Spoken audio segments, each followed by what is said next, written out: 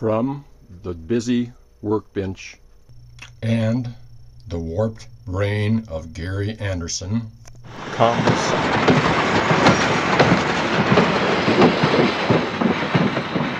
this is the start of my latest project. This will be an Erie Triplex. It'll have a Marx motor underneath the tender, and you start out with three 333s and take them apart, and we'll show the steps as we go along.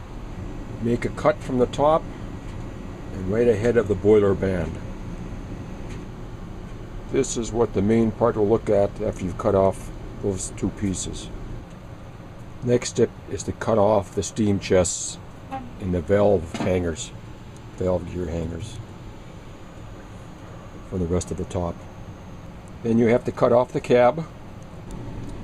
So very roughly this is what it's going to look like. There's your front, there's your rear cab.